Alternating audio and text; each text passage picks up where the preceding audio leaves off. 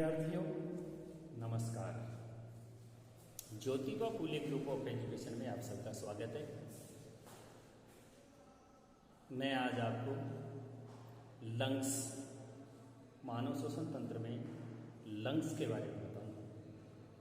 मैं आपको निचले श्वसन तंत्र में श्वास नली, श्वसनिका और फेफड़े, पॉइंट नंबर 3 पर चल रहा हूँ मैं फेफड़े का। तो सबसे पहले तो मैं आपको एक बार चित्र बना करके ये बताता हूँ कि फेफड़े किस प्रकार से, देखिए जैसे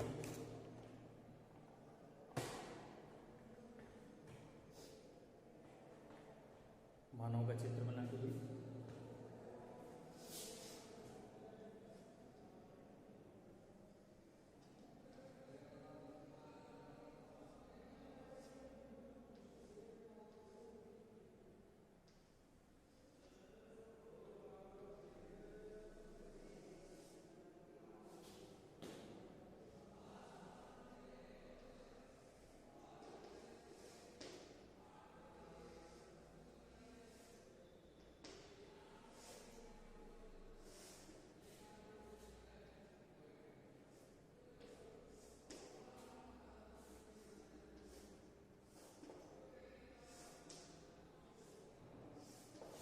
जैसे देखिएगा, ये हमारी नाक से आने वाली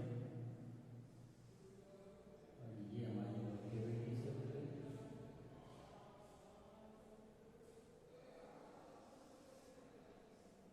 यहाँ आकर के फेफड़े दो भागों में डिवाइड हो गए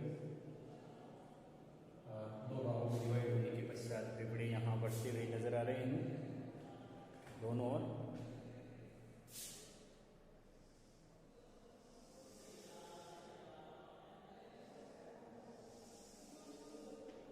ये हमारे दोनों फेफड़े हो गए और ये हमारा हो गया डायफ्राम।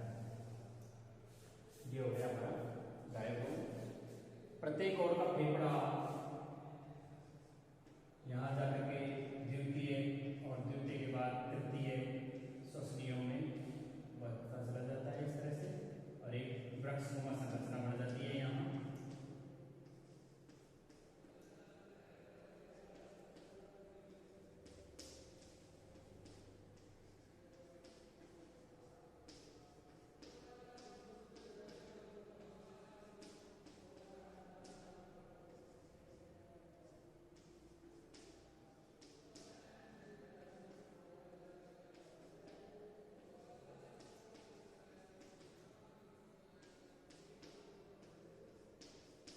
आपको दिखाई दे रहा होगा ये एलोलाई है।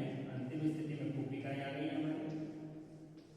फेफड़े गुलाबी रंग के होते हैं, हल्के गुलाबी रंग के। ये बढ़ती हुई जा रही है इस तरह से।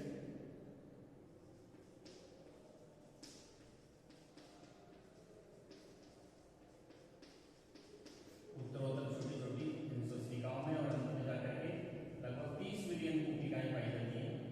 इन कोशिकाओं की संख्या को यही बता दिया है। ये देखिए, ये हमारे फेफड़े हो गए। यहाँ से लिख लो, ये हो गया मुंह, ये हो गई नासिका, ये हमारी दीर्घशिका,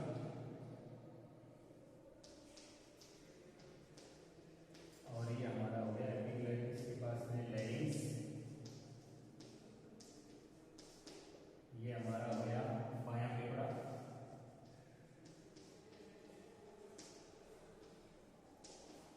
और ये होगी श्वसनिया,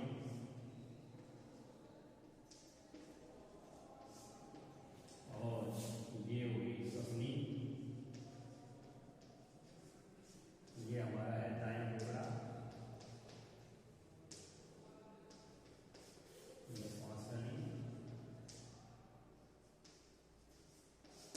ये हमारा हो गया मधुकट, जिसको हम डायफ्राम बोलते हैं। अब आपके सामने हमारा श्वसन तंत्र दिखाई दे रहा होगा आपको, देखिए। और इसमें मैं पॉइंट पर था फेफड़े। देखिए, फेफड़े गुलाबी रंग के होते हैं और मनुष्य में 2 फेफड़े पाए जाते हैं। दोनों फेफड़े 2 भागों में आगे चलकर श्वास नली 2 भागों में विभाजित होती है। इसे दायां फेफड़ा और बायां फेफड़ा कहते हैं। दायां फेफड़ा साइज में छोटा होता है परंतु चौड़ाई में ज़्यादा होता है। उसी प्रकार बायां फेफड़ा लंबाई में ज़्यादा होता है। दायां फेफड़ा 2 भागों में बटा हुआ रहता है जबकि बायां फेफड़ा 3 पालियों में बटा होता है। पुरुषों का फेफड़ा मजबूत होता है बजाय स्त्रियों के। अब मैं आपको फेफड़े के बारे में बताऊंगा। ये वक्षस्थल में दाएं बाएं होते हैं, लचीले होता है, कोमल होता है, गुलाबी रंग का होता है, बहुत सारी श्वास नलिकाओं, कूपिकाओं, सुसनियों आदि से मिलकर के बना होता है। लगभग इसमें देखा जाए तो 30 मिलियन कूपिकाएँ पाई जाती हैं। तो मैं आपको फेफड़े के बारे में लिखूंगा, फिर फेफड़े की संरचना लिखूंगा। तो सबसे पहले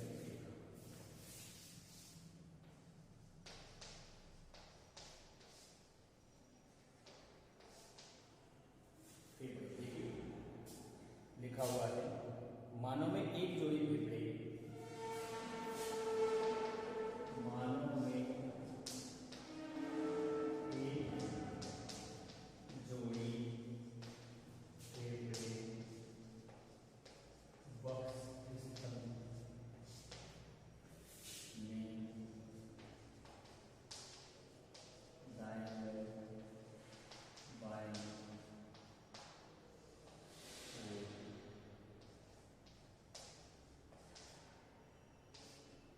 एक जोड़ी फेफड़े वक्षस्थल में उपस्थित होते हैं। मानव में एक जोड़ी फेफड़े वक्षस्थल में उपस्थित होते हैं। ये ठीक मध्य पटे के ऊपर पाए फेफड़े ठीक मध्य पट के ऊपर पाए जाते हैं। आपको ये मध्य पट दिखाई दे रहा होगा, ये मध्य पट है। यहाँ ये मध्य पट की स्थिति और ये मध्य पट के ऊपर ये फेफड़े स्थित है। मध्य पट के बिल्कुल कहाँ पाए जा रहे हैं? फेफड़े ऊपर पाए जा रहे हैं। ये मध्य पट के ऊपर स्थित होते हैं। फेफड़े लचीले कोमल कैसे होते हैं? फेफड़े लचीले कोमल गुलाबी रंग के, लचीले होते हैं, कोमल होते हैं और हल्के गुलाबी रंग के। लचीले कोमल तथा हल्के गुलाबी रंग के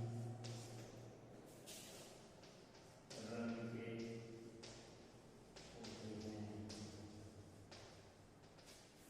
हल्के गुलाबी रंग के होते हैं जो असंख्य श्वास नली है,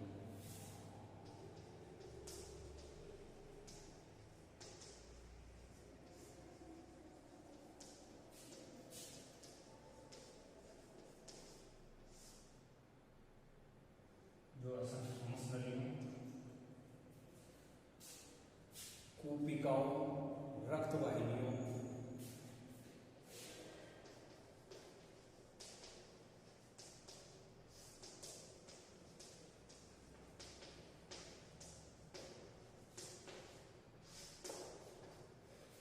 असंख्य श्वास नली, कूपिकाओं, रक्त वाहिनियों, लसिका वाहिनियों,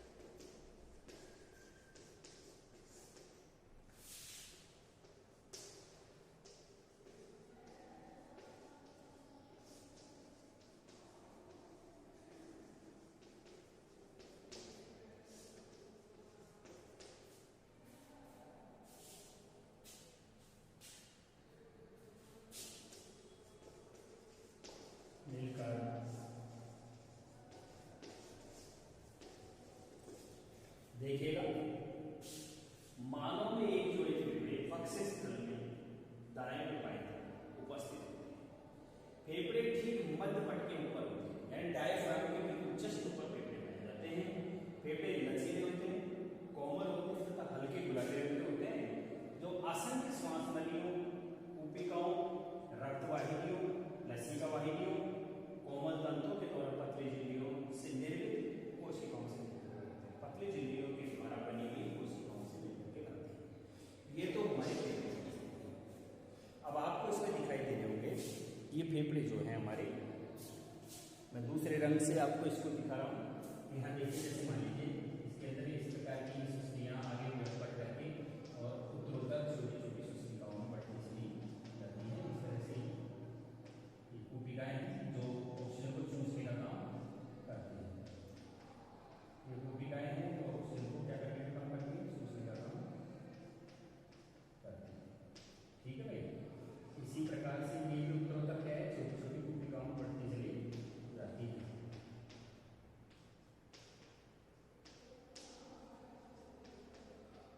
उत्तरोत्तर छोटी छोटी कूपिकाओं में बढ़ती चली जाती है। ये हमारे फेफड़े की स्थिति होती है। अब मैं आपको फेफड़ों की संरचना लिखवाता हूँ। फेफड़ों की संरचना,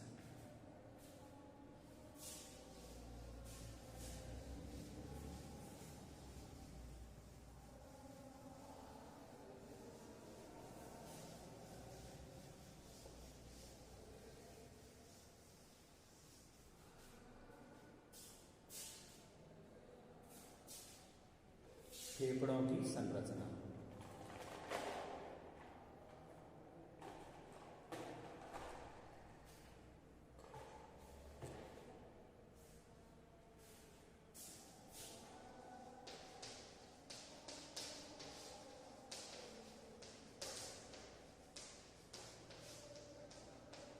नया पॉइंट है हमारा फेफड़ों की संरचना। तो इसमें लिखेंगे कि दायां फेफड़ा और बायां फेफड़ा, दायां फेफड़ा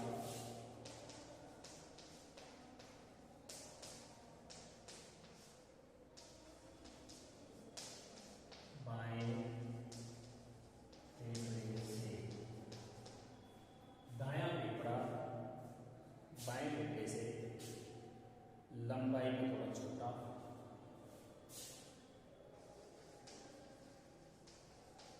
लंबाई में थोड़ा छोटा, लेकिन चौड़ाई में अधिक होता है। दाएं फेफड़ा बाएं फेफड़े से आप देख रहे होंगे, ये दायां फेफड़ा है, लंबाई में तो ये थोड़ा इसे मान लीजिए छोटा दिखाई दे रहा है। ये बायां फेफड़ा है, ये दायां फेफड़ा है, तो लंबाई में थोड़ा छोटा, जैसे मान लीजिए इसको यहाँ से थोड़ा छोटा करते हैं, लंबाई में थोड़ा छोटा होता है, लेकिन इसकी साइज थोड़ी सी ज़्यादा होती है। इसी के अनुसार आप देखेंगे कि बायां फेफड़ा थोड़ा लंबाई में छोटा और इस तरह से होता है, चौड़ाई में अधिक होता है। पुरुषों के फेफड़े स्त्रियों से भारी होते हैं। पुरुषों के फेफड़े स्त्रियों से भारी होते हैं। पुरुषों के जो फेफड़े होते हैं स्त्रियों से भारी होते हैं। बायां फेफड़ा 2 खंडों में और दायां फेफड़ा 3 खंडों में होता है। बायां फेफड़ा 2 खंडों में और दायां फेफड़ा 3 खंडों में बटा है। आपको स्पष्ट रूप से दिखाई दे रहा होगा।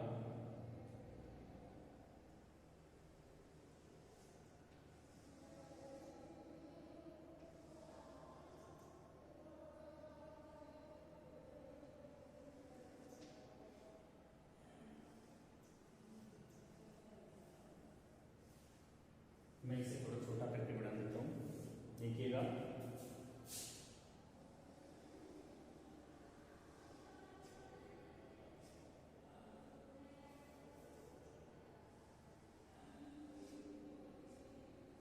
ये 2 खंडों में बटा हुआ है।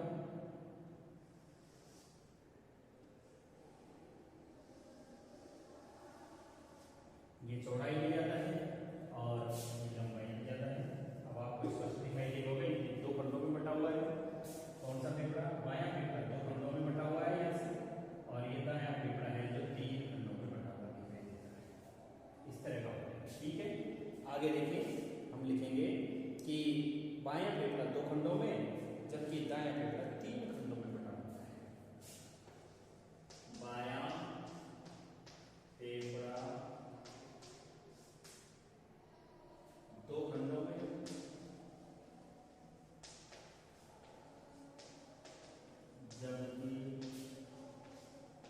दायां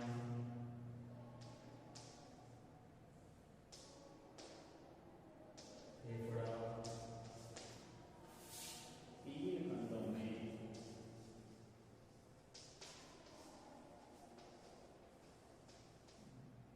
बटा हुआ दिखाई देता है। और ये खंड भी आगे चल के कई खंडों में बढ़ जाते हैं और ये खंड भी कई उपखंडों में विभाजित हो जाते हैं। ये खंड भी कई उपखंडों में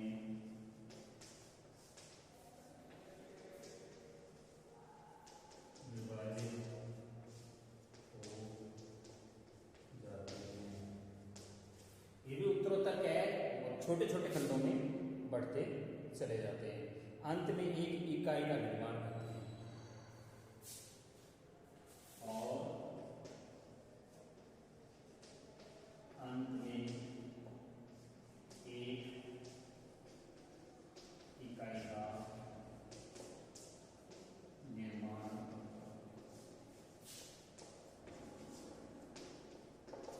उत्तरोत्तर छोटे छोटे खंडों में बट करके एक इकाई का निर्माण करते हैं। प्रत्येक फेफड़े में लगभग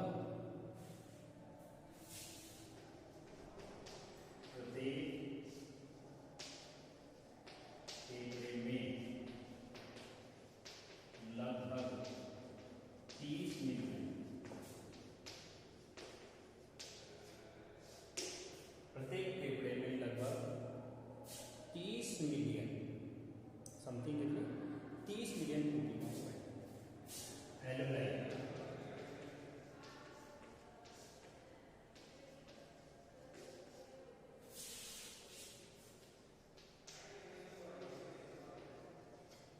लगभग कितनी लगभग 30 मिलियन कूपिकाएं पाई जाती हैं। कूपिकाओं में सल्क्यूब कला की पंक्तियां इन कूपिकाओं में सल्क्यूब कला की क्या पाई जाती है, कोशिकाएं पाई जाती हैं जो कोशिकाओं से पंक्तियां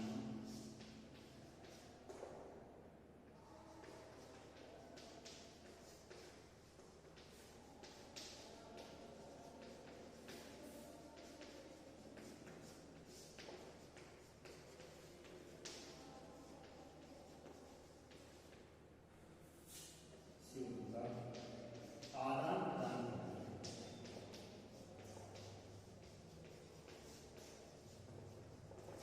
अब आपके सामने मैंने फेफड़े की संरचना पूरी लिख दी है, देखिएगा।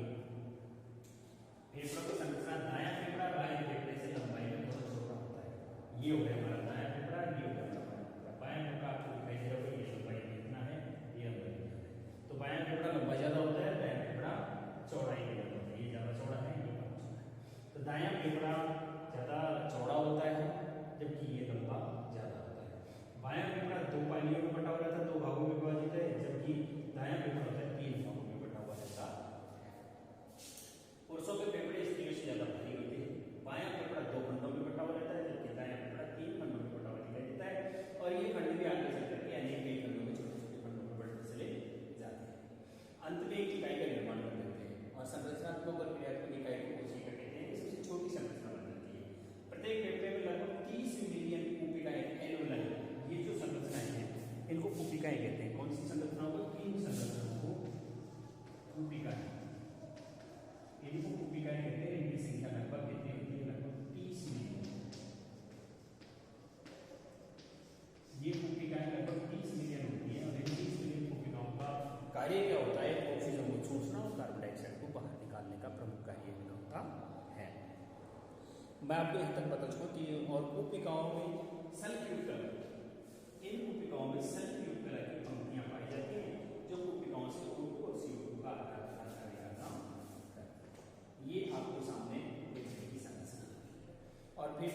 संरचना के बाद में जो श्वसन मांसपेशियां हैं उसके बारे में आप लिखेंगे। श्वसन मांसपेशियां, श्वसन का कार्य जो संपन्न होता है वो मांसपेशियों की सहायता से होता है, तो श्वसन मांसपेशियों के बारे में भी आप देखेंगे।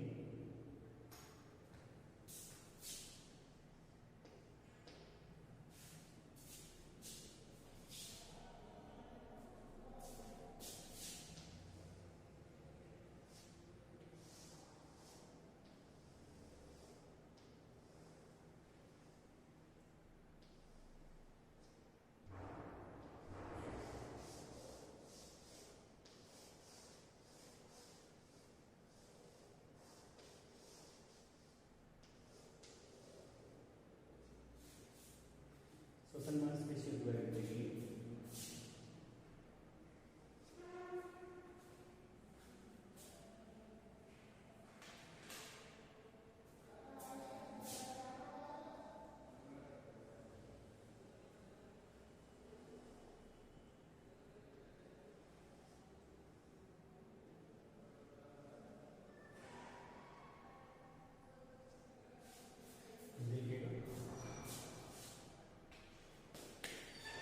अब मैं आपको श्वसन मांसपेशियों के बारे में बताऊँ।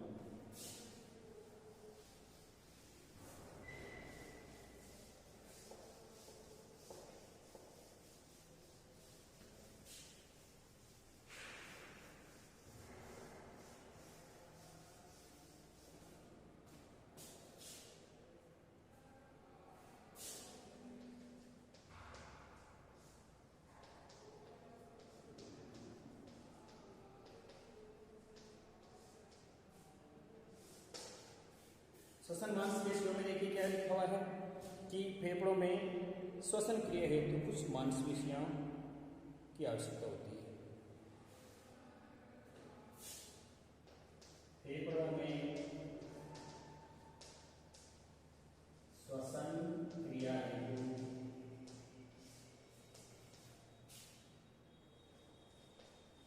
कुछ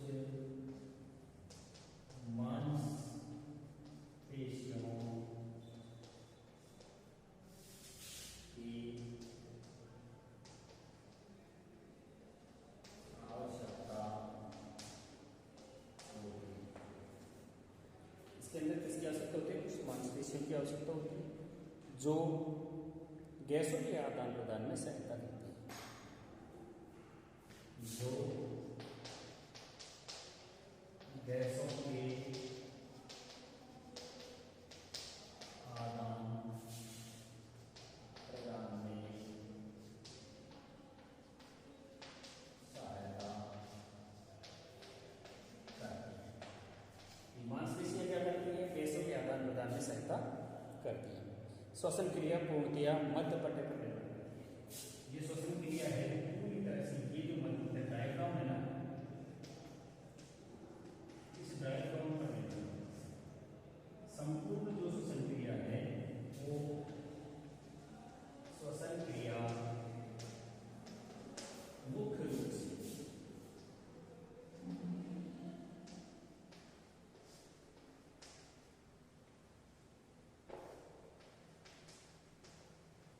डायफ्राम पर निर्भर करती है। प्रमुख रूप से किस पर निर्भर करती है? डायफ्राम पर निर्भर करती है श्वसन क्रिया पूरी तरह से। डायफ्राम कंकाल पेशियों से निर्मित एक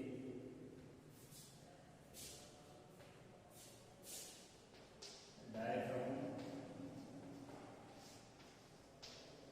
कंकाल पेशियों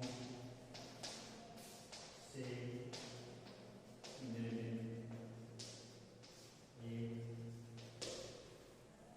कैसी संरचना होती है? डायफ्राम कंकाल पेशियों से निर्मित एक पतली चादर नुमा संरचना होती है। पतली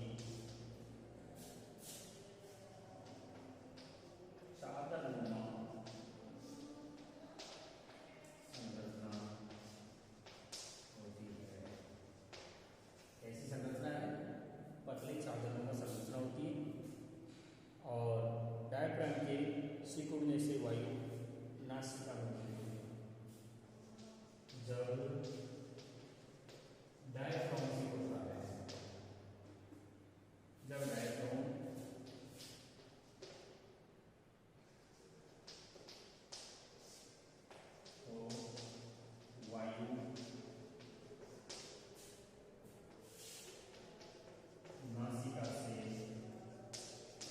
फेफड़ों में प्रवेश कर जाती है। कहाँ प्रवेश कर जाती है? नासिका से फेफड़ों में प्रवेश कर जाती है।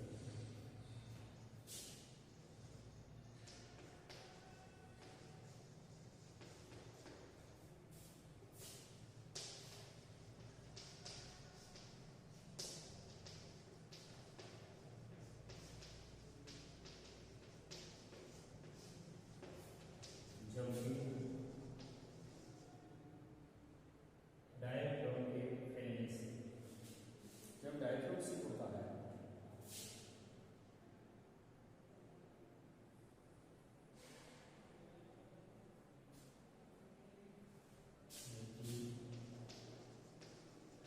डायफ्राम के शिथिल होने से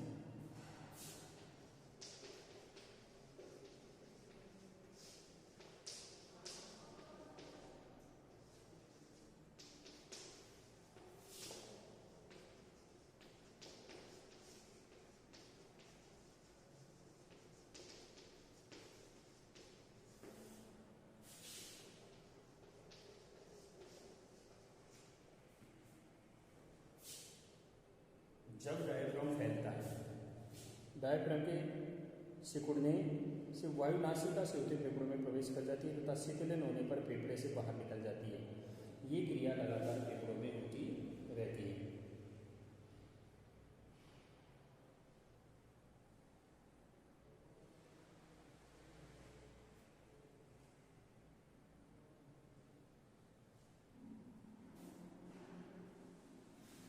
संकुचन से होता है, संकुचन से, जब डायफ्राम संकुचन करता है, संकुचन करता है तो वायु कुछ नासिका में होते हुए फेफड़ों में प्रवेश कर जाती है। डायफ्राम के शिथिल होने से CO2 के फेफड़ों से बाहर निकल जाती है। यहाँ तक पसलियों में पाई जाने वाली विशेष प्रकार, पसलियों में पाई जाने वाली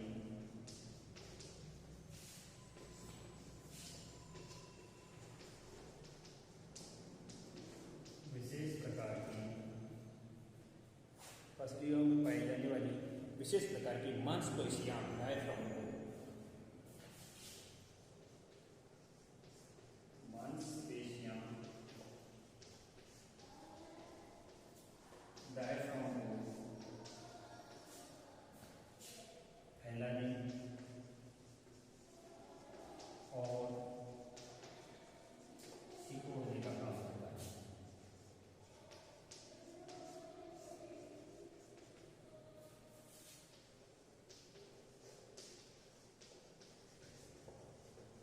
देखिएगा जैसे एक बार कि फेफड़ों में जो श्वसन क्रिया होती है उसके लिए कुछ मांसपेशियां पाई जाती हैं।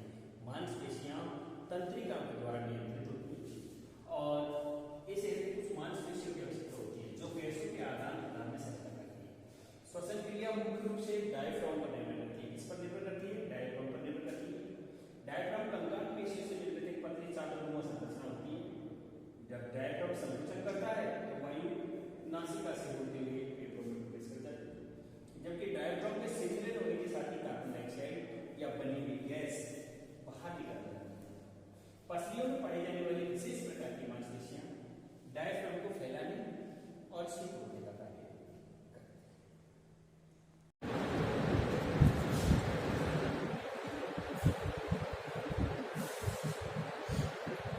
प्रिय विद्यार्थियों, नमस्कार। Jyotiba Phule group of education में आप सबका स्वागत है। मैं आपको कई दिनों से ह्यूमन सिस्टम के बारे में जानकारी दे रहा हूँ। कृपया पूरे वीडियो को देखें,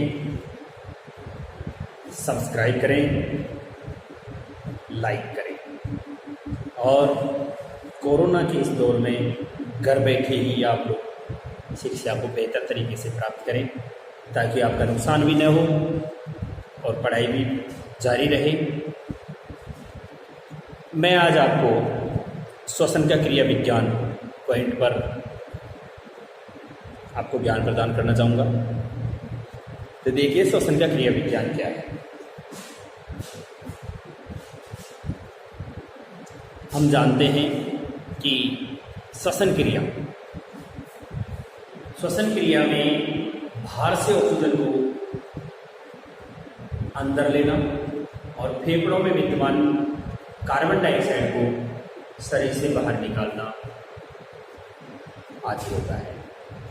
मैंने आपको बताया था कि श्वसन क्रिया में भी श्वसन क्रिया की जो तंत्र है वो ऊपरी श्वसन तंत्र और निचला श्वसन तंत्र दो भागों में बटा हुआ होता है। और ऊपरी श्वसन तंत्र के भाग में मैंने आपको बताए हैं तथा निचले श्वसन तंत्र के भाग में मैंने आपको बताए हैं। निचले श्वसन तंत्र के भागों में श्वसन मांसपेशियां तक हो गया है। अब इसके बाद में श्वसन का क्रिया विज्ञान। सामने आपको चित्र दिखाई दे रहा होगा कि ये हमारा नासिका, मुंह, रसिका, लैरिंक्स, ये तो ऊपरी श्वसन तंत्र के भाग हो गए। निचले श्वसन तंत्र की श्वसनी, श्वसनियाँ, फेफड़े, डायफ्राम, ये आपको यहाँ दिखाई दे रहा होगा चित्र के अनुसार। अब आज मैं आपको श्वसन का क्रिया विज्ञान के बारे में दिखाना चाहता हूँ। श्वसन क्रिया विज्ञान के दौरान फेफड़ों में वायु का अंदर जाना और अंदर स्थित सब कार्बन डाइऑक्साइड को बाहर निकालने की क्रिया फुफ्फुसीय वायु संचालन के द्वारा होते हैं। इसी को हम फुफ्फुसीय वायु संचालन कहते हैं, जो गैसों के आदान प्रदान को बनाता है। वायु के संचालन हेतु श्वसन तंत्र वायुमंडल और कूपिकाओं के मध्य में एक ऋणात्मक दाब प्रवणता को स्थापित करता है। ये ऋणात्मक जो दाब प्रवणता है और डायफ्राम का जो फैलना और सिकुड़ना है, इन दोनों के उपयोग के कारण ही वायु हमारे फेफड़े के अंदर जाती है। जैसे संकुचन होता है, वायु अंदर प्रवेश कर जाती है। शिथिलन होता है, अंदर से वायु बाहर निकलती है। इसलिए वायुमंडल में से अधिक दाब वाली वायु फेफड़ों में प्रवेश कर जाती है। श्वसन प्रक्रिया को अगर देखा जाए तो दो स्तरों में करते हैं, एक तो बाह्य श्वसन और एक आंतरिक श्वसन। तो सबसे पहले मैं श्वसन का क्रिया विज्ञान में आपको लिखवाना चाहूँगा। आज का हमारा विषय है श्वसन क्रिया विज्ञान। श्वसन क्रिया विज्ञान में लिखेंगे फेफड़ों में वायु के अंदर आने में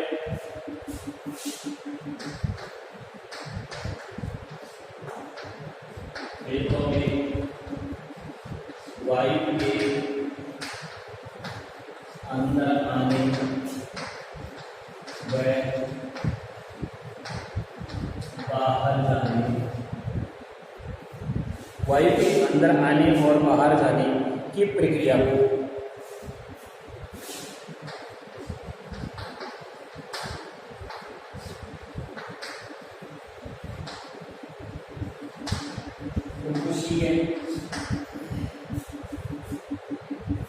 वायु संचालन कहते हैं।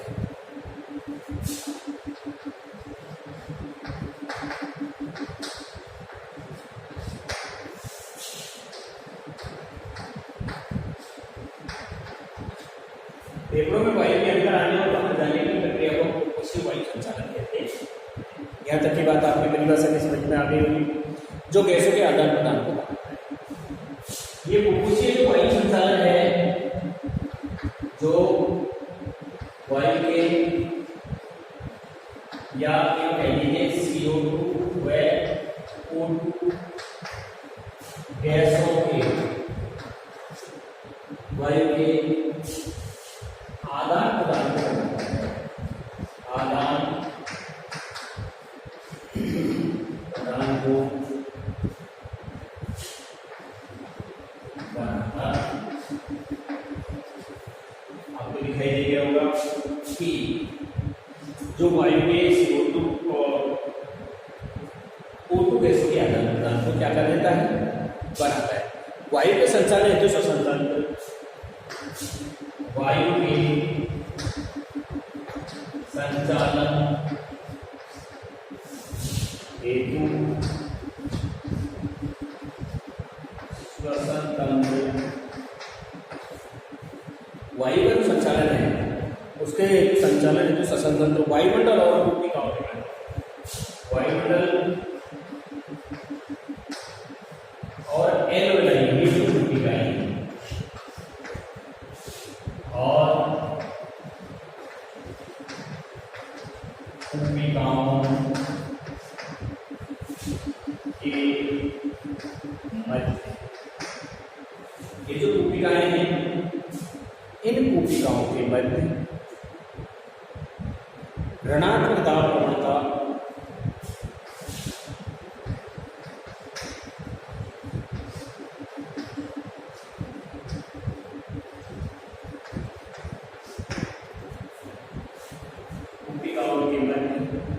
ऋणात्मक दाब प्रवणता वह डायफ्राम के संकोचन का उपयोग करता है और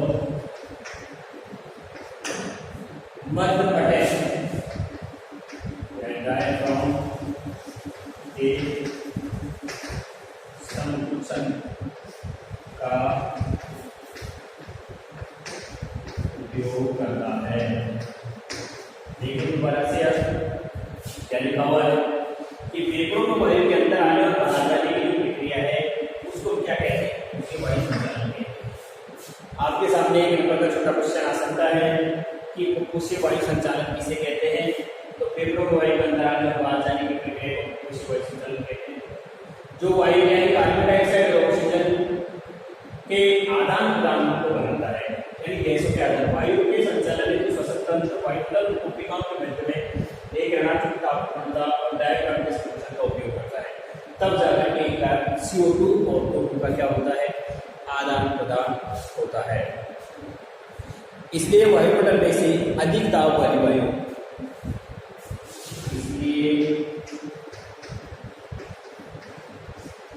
वायुमंडल में से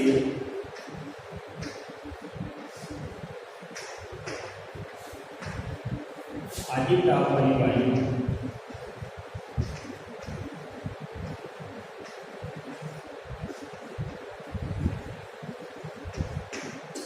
अधिक दाब वाली वायु को नासिका के द्वारा क्या कर जाती है, प्रवेश कर जाती है फेफड़ों में। अधिक दाब वाली वायु फेफड़ों में प्रवेश कर जाती है।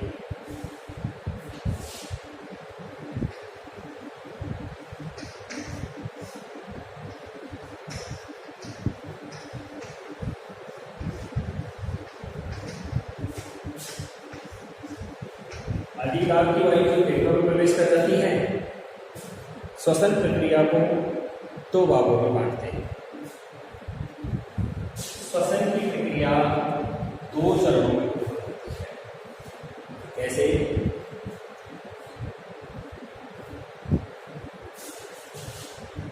श्वसन प्रक्रिया दो स्तरों पर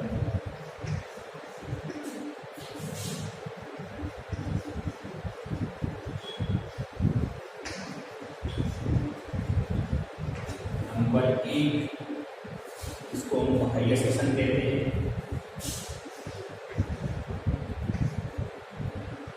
बाह्य श्वसन। और नंबर दो, आंतरिक। इन दो चरणों में ये प्रक्रिया होती है। एक बार और आप फिर देख लीजिए कि अधिक दाब वाली वायु जब डायफ्राम के और ऋणात्मक दाब प्रवणता दोनों का आपस में उपयोग होता है, तो वायुमंडल से अधिक दाब वाली जो वायु होती है वो नासिका उससे होते हुए सीधे श्वास नली से फेफड़ों में प्रवेश कर जाती है। श्वसन प्रक्रिया को दो स्तरों पर होती है। नंबर एक बाह्य श्वसन और नंबर दो आंतरिक श्वसन। अब मैं आपको बाह्य श्वसन और आंतरिक श्वसन के बारे में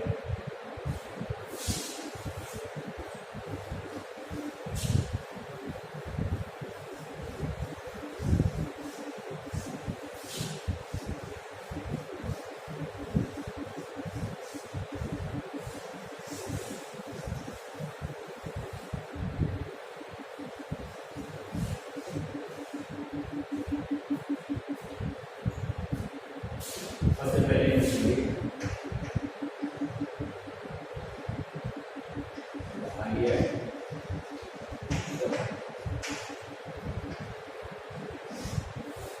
देखिए बाह्य श्वसन में क्या होता है कि इसमें गैसों का आदान प्रदान हवा से, इसमें गैसों का आदान प्रदान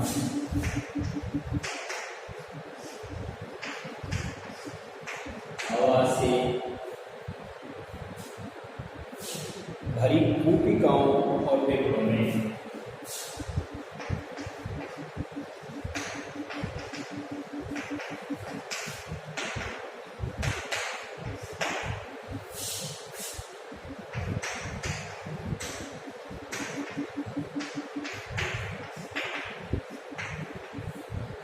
गैसों का आदान प्रदान जो हवा से भरी हुई एल्वेलाई होती है, उन एल्वेलाई और फेफड़ों में फैली हुई केशिकाओं में प्रवाहित रक्त के माध्यम से होता है।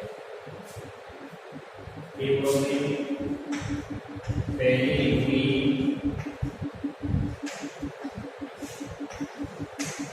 एल्वेलाई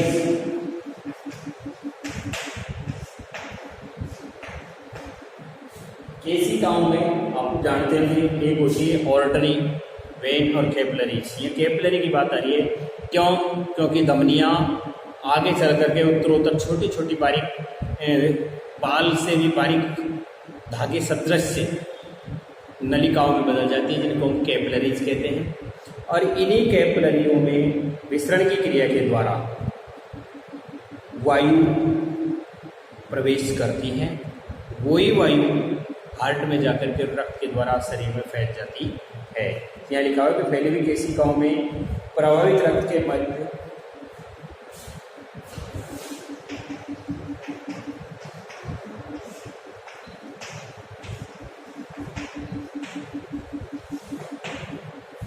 केशिकाओं में प्रवाहित रक्त के मध्य गैसों के आंशिक दाब के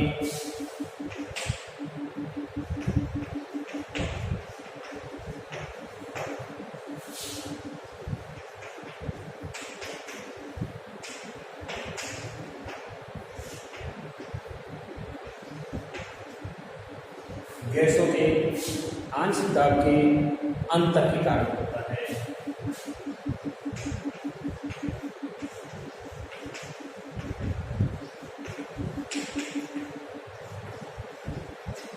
जैसे एग्जाम्पल के तौर पर मैं आपको बता दूँ, यहाँ पर दो परिभाषाएं समझना बहुत जरूरी है, एक परासरण और एक विसरण। विसरण की क्रिया किसे कहते हैं? गैसों का अधिक सांद्रता से कम सांद्रता की ओर प्रवाहित होना ही विसरण कहलाता है। जब वायुमंडल में बाहर 21% ऑक्सीजन होती है और ऋणात्मक दाब प्रवणता के कारण हम उस गैस या ऑक्सीजन को श्वास नली के द्वारा फेफड़ों में पहुंचाते हैं, डायफ्राम के संकुचन के कारण होता है। जैसे ही 21% ऑक्सीजन जाती है, हमारे फेफड़ों की कूपिकाओं तक पहुंचती है। कूपिकाओं में कैपिलरीज या केशिकाओं का जाल बिछा हुआ रहता है। हम जानते हैं कि विसरण क्रिया में अधिक सांद्रता से गैस कम सांद्रता की ओर बहेगी।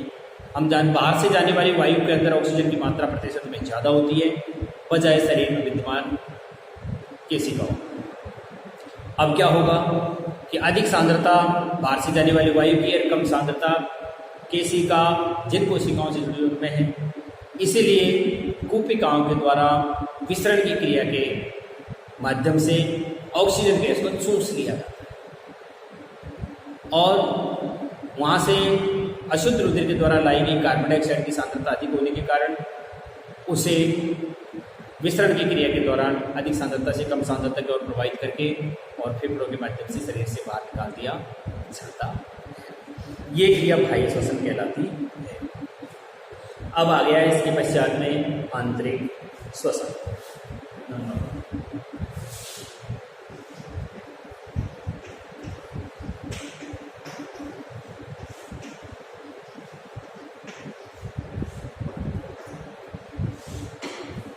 आंतरिक श्वसन में क्या होता है? देखो कि इसमें गैसों का आदान प्रदान, इसमें गैसों का आदान प्रदान कैपिलरीज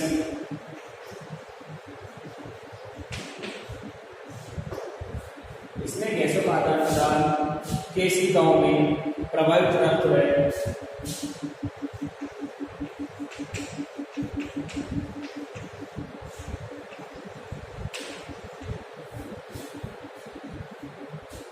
ऊतकों के मध्य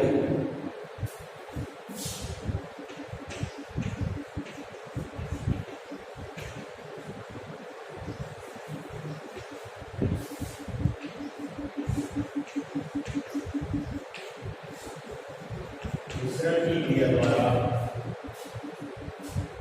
होता है।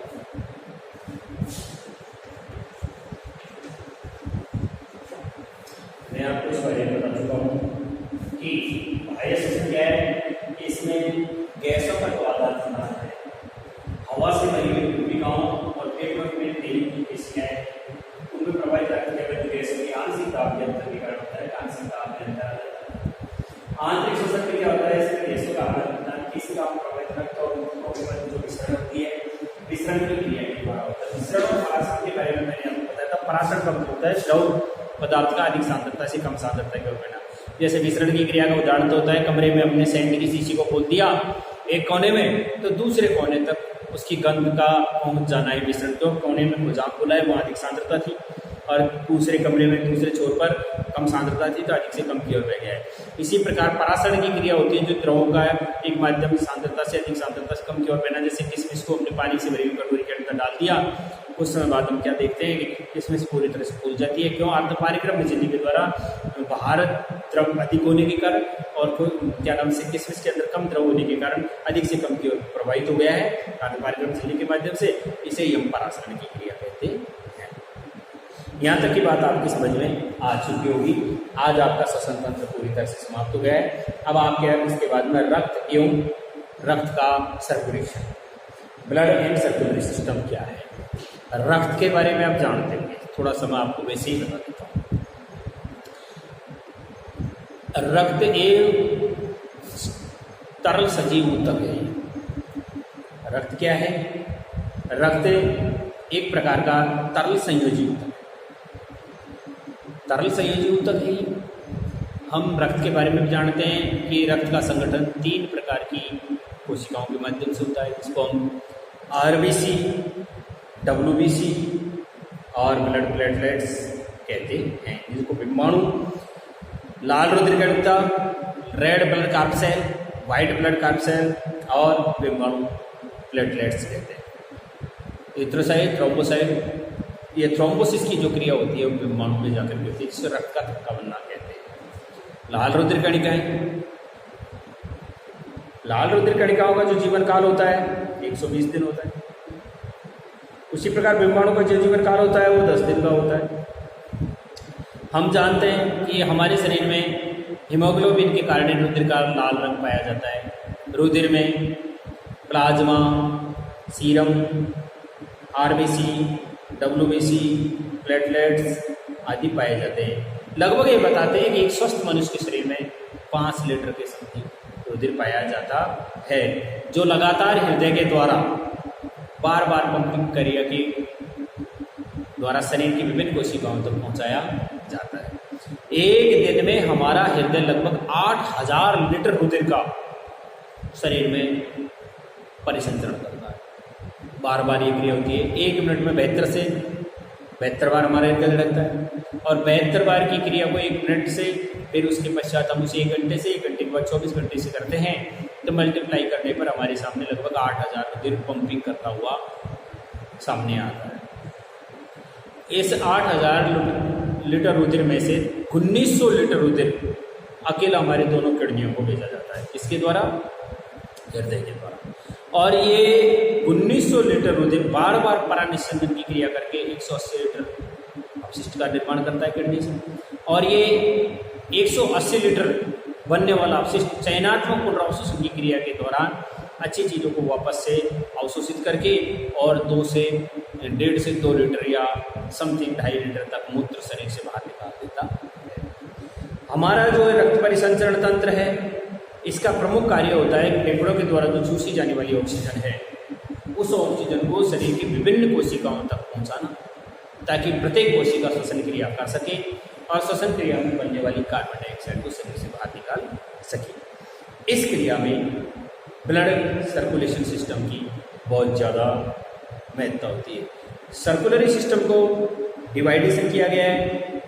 इसमें सबसे पहले तो ब्लड, फिर उसके बाद हार्ट, और फिर सर्कुलरी सिस्टम में धमनी, सिरा और केस। सबसे पहले मैं आपको रक्त एवं परिसंचरण तंत्र के बारे में बताऊं। देखिए रक्त और परिसंचरण तंत्र में हम जानते हैं कि हमारे रक्त का जो पीएच मान है ना वो लगभग 7.4 होता है, अर्थात हमारा रक्त थोड़ा सा क्षारीय प्रकार का होता है। आज हमारा पॉइंट श्वसन प्रक्रिया पूरी तरह से समाप्त हो गया है। अब मैं आपको रक्त के बारे में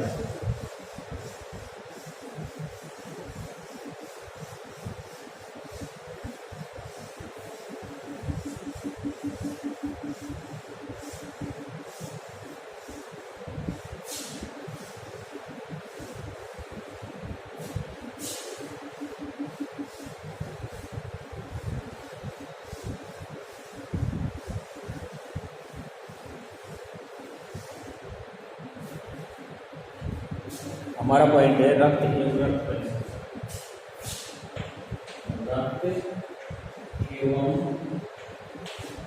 रक्त परिसंचरण।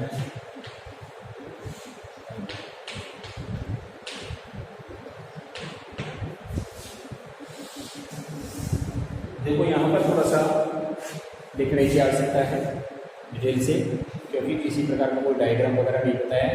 रक्त परिसंचरण का जरूर डायग्राम बताया जो मैं आपको बना करके बता दूंगा, लेकिन इससे पहले आप इसके बारे में लिखना चाहोगे। देखिए रक्त एवं रक्त परिसंचरण, सबसे पहला पॉइंट हमारा ये, इसके बारे में पढ़ाएंगे। सबसे पहले देखो रक्त एक तरल संयोजन होता है। रक्त एक कैसा है? तरल संयोजन। रक्त एक प्रकार का तरल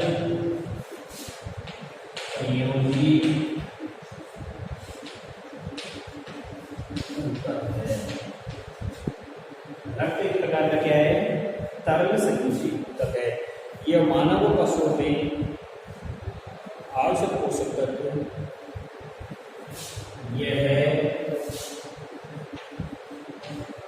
मानव तथा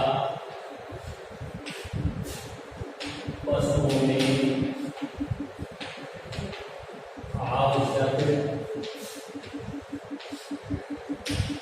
पोषक तत्व वह ऑक्सीजन को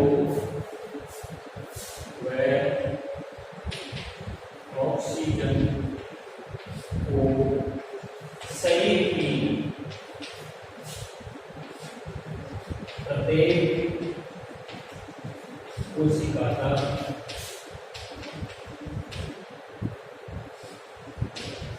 पहुंचाने का कार्य करता है।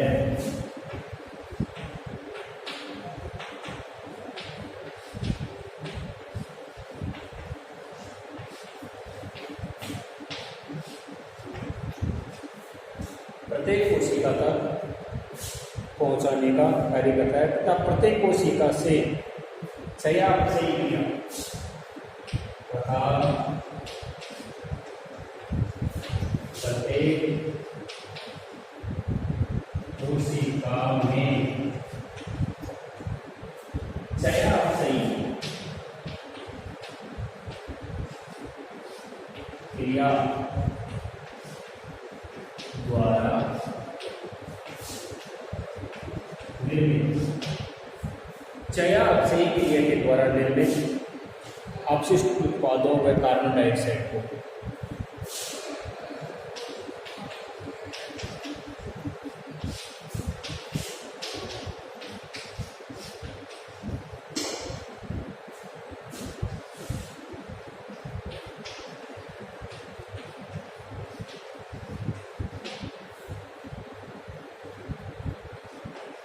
परिवहन की क्रिया के द्वारा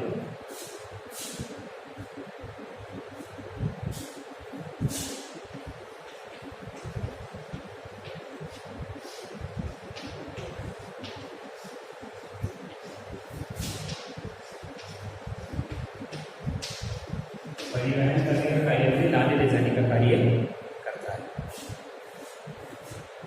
ये हल्का क्षारीय होता है जिसका पीएच मान 7.4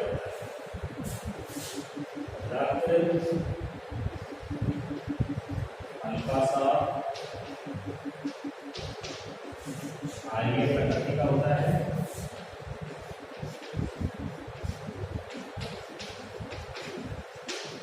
जिसका pH मान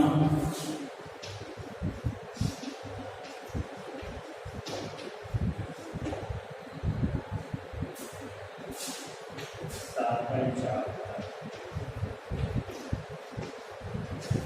रक्त का pH मान कितना होता है? रक्त का pH मान 7.4 होता है। रक्त का निर्माण लाल अस्थिमज्जा में होता है। रक्त का निर्माण रेड बोन मैरो लाल अस्थिमज्जा में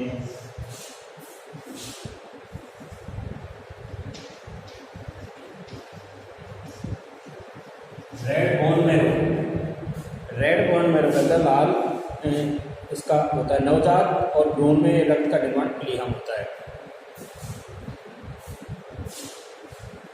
जबकि नवजात शिशु व भ्रूण में रक्त का निर्माण प्लीहम होता है।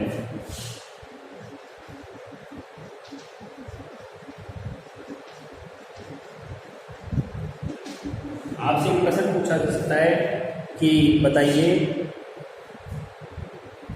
शिशुओं में, नवजात शिशुओं में और भ्रूण में रक्त का निर्माण कहाँ होता है? तो आप बताएंगे प्लीहम में होता है।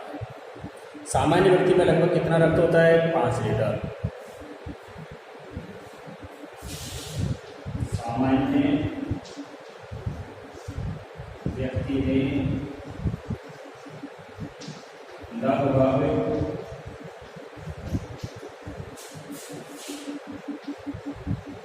5 लीटर रक्त होता है। रक्त के 2 भाग होते हैं। नंबर 1 प्लाज्मा और दूसरा रक्त। तो प्लाज्मा क्या है? प्लाज्मा में 92% जल होता है और बाकी बचे हुए 8% में कार्बनिक पदार्थ है, कार्बनिक पदार्थ होते हैं, जो रुधिर का 55% भाग होता है। और ठोस भाग जिसमें RBC, WBC, ब्लड प्लेटलेट्स आदि आदि पाए जाते हैं। मैं इसी बात को आपको एक बार देखिए, रक्त एक प्रकार का तरल संयोजी होता है। रक्त एक प्रकार का क्या है? रक्त एक प्रकार का तरल संयोजी होता है, क्योंकि इसमें जीवित ऊतक पाएगा। ये मानव तथा पशुओं में आवश्यक पोषक तत्वों और ऑक्सीजन को शरीर की जो प्रत्येक कोशिका होती है उसमें पहुंचाने का कार्य करता है। प्रत्येक कोशिका में जो उपापचयी क्रियाएं होती है, चयापचयी क्रियाएं, इन चयापचयी क्रियाओं के द्वारा निर्मित जो भी अपशिष्ट उत्पाद होते हैं और कार्बन डाइऑक्साइड आदि होती है, इनका परिवर्तन करने के काम में रक्त के पाए। रक्त होता है जो हल्का सा क्षारीय होता है, जिसका pH मान 7.4 होता है। रक्त का निर्माण लाल बोन मैरो के अंदर होता है, लाल अस्थिमज्जा में होता है। और नवजात जो शिशु और भ्रूण होते हैं इनमें रक्त का निर्माण सामान्य व्यक्ति में लगभग 5 लीटर रक्त पाया जाता है। रक्त के 2 भाग होते हैं, प्लाज्मा भाग और एक ठोस भाग। प्लाज्मा भाग में से क्या होता है? 92%, 92% तक इसके अंदर जल की मात्रा पाई जाती है, जबकि 8% में कार्बनिक अकार्बनिक पदार्थ आदि पाए जाते हैं। जबकि जो ये कार्बनिक अकार्बनिक पदार्थ मिलकर के रक्त का 55% भाग होता है। जबकि जो ठोस है उसके अंदर लाल रुधिर कणिकाएं, अब मैं आपको रक्त के 2 भाग बताऊंगा कि रक्त के लगभग कितने भाग होते हैं? रुधिर के 2 भाग होते हैं।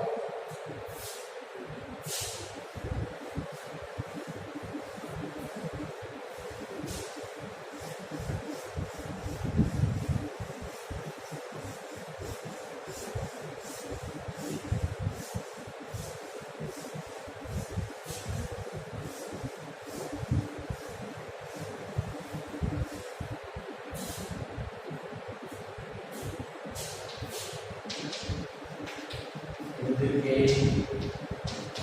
2 भाग होते हैं। नंबर 1 प्लाज्मा भाग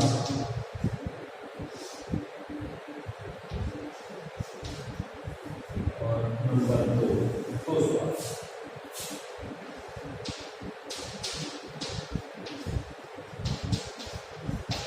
नंबर 1 प्लाज्मा भाग, इसमें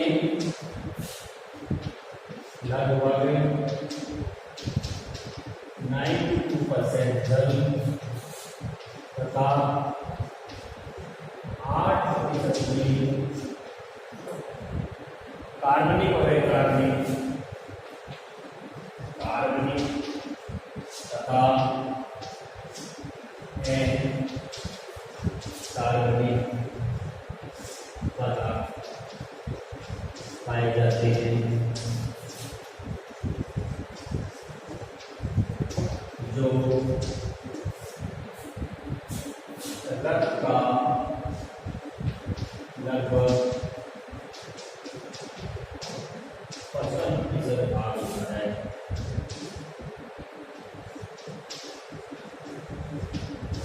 उसी प्रकार नंबर 2 भाग जिसको हम कहते हैं ठोस भाग। ठोस भाग में